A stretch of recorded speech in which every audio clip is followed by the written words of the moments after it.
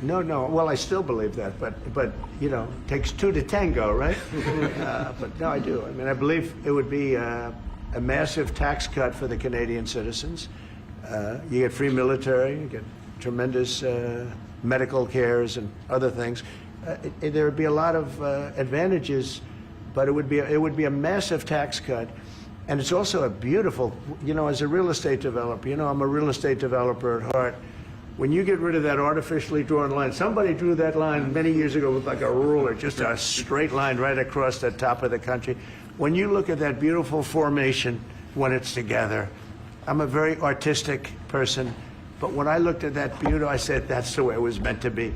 But, you know, I do feel it's much better for Canada. But we're not going to be discussing that unless somebody wants to discuss it. I think that there are tremendous benefits to the Canadian citizens, tremendously lower taxes, free military, which honestly we give you essentially anyway because we're protecting Canada if you ever had a problem. But I think it would really be a wonderful marriage because it's two places that get along very well. They like each other a lot.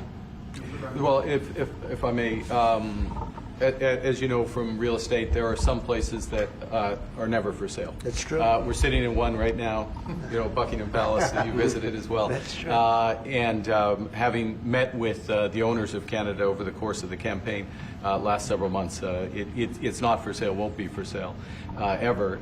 But the opportunity is in the partnership and what we can build together. And we have done that in the past. And part of that, as the President just said, is with respect to our own security.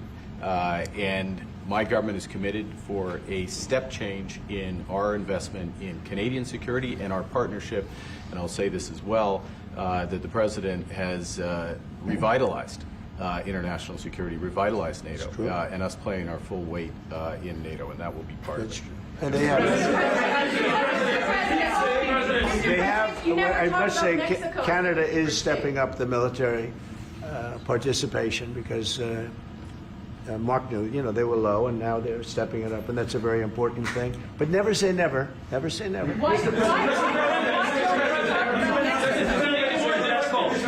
I'm saying that what would it take to get the tariffs off of Canada? Well, we'll be talking about different things. Like, you know, we want to protect our automobile business, and so does Mark. But we want to make the automobiles, and we want to, you know, we have a tremendous abundance of energy, more than any country. We have, just in Alaska alone, Anwar's been reopened now. Anwar's probably the largest find anywhere in the world. They say it's larger than Saudi Arabia. I don't know, but it's a lot. But we have tremendous amounts of energy. Other countries don't. We're both lucky in that way. They have energy, we have energy. We have more than we can ever use and more than we could ever sell, actually, and you have the same thing. So we're two countries that are very lucky. If you look at China, they don't have that. You know, it's a big disadvantage. Other countries, most countries don't have, you know, most countries don't have that. So Canada and us, we have a lot of advantages over other places. We're going to put down some numbers and we're going to say our country is open for business, and they're going to come in and they're going to pay for the privilege of being able to shop in the United States of America. It's very simple. It's very simple. So I wish they'd keep, you know, stop asking how many deals are you signing this week, because one day we'll come and we'll give you 100 deals and they don't have to sign. All they have to do is say, oh, we'll start sending our ships right now to pick up whatever we want or to bring whatever we want. It's very, very simple. And I think my people haven't made it clear. We will sign some deals, but much bigger than that is we're going to put down the price that people are going to have to pay to shop in the United States. Think of us as a super luxury store, a store that has the goods. You're going to come and you're going to pay a price, and we're going to give you a very good price. We're going to make very good deals, and in some cases we'll adjust. But that's where it is. And we've been ripped off by everybody for 50 years, and we're just not going to do that anymore. We can't do that. And we can't let any country do that to us. We're just not going to do it anymore. On the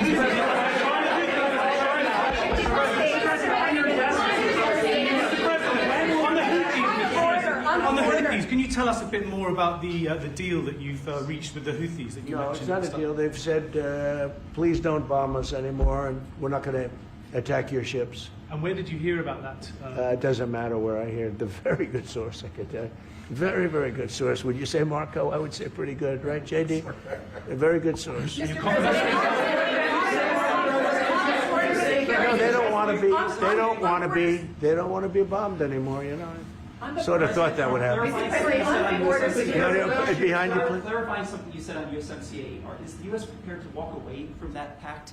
What pact? USMCA. No. It's fine. It's there. It's good. We use it for certain things. It's there. We have the USMCA is a good deal for everybody. I won't say this about Mark, but I didn't like his predecessor. I didn't like a person that worked for. She was terrible. Actually, she was a terrible person, and she really hurt that deal very badly because she tried to take advantage of the deal and she didn't get away with it. You know what I'm talking about. But so you know, we had a bad relationship having to do with the fact that we disagreed with the way they viewed the deal, and we ended it. You know, we ended that relationship pretty much. The USMCA is great for all countries. It's good for all countries. We do have a negotiation coming up over the next year or so to adjust it or terminate it. Mr. President, I'll say a word on USMCA, if I may, Mr. President. It is a basis for a broader negotiation. Some things about it are going to have to change. And part of the way you've conducted these tariffs has taken advantage of existing aspects of USMCA. So it's going to have to change. There's other elements that are come, and that's part of what we're going to discuss. Right. During the campaign, Prime Minister Carney talked about the American betrayal. How do you react if Canada decided not to shop in the American store as much as before and decided to partner with other countries? Well, we don't do much business with Canada from our standpoint. They do a lot of business with us. We're at like 4%, and usually those things don't last very long. You know, we have great things, great product. The kind of product we sell, nobody else can sell, including military. Look, we make the best military equipment in the world, and Canada buys our military equipment, which we appreciate. But we make the best military equipment in the world by far. The missiles, the submarines. Everything we have is really top notch. I rebuilt our military during our last term. Stupidly, we gave some away to Afghanistan, which shouldn't have happened.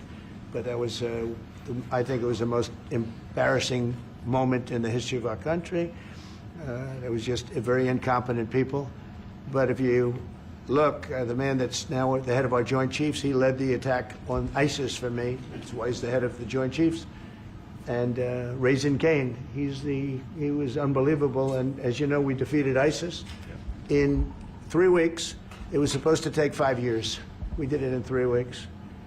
And he ran the campaign. I said, I like him. But I knew him before. I went to Iraq, and we agreed to a plan, and that was the plan. And as you know, we did it in record time.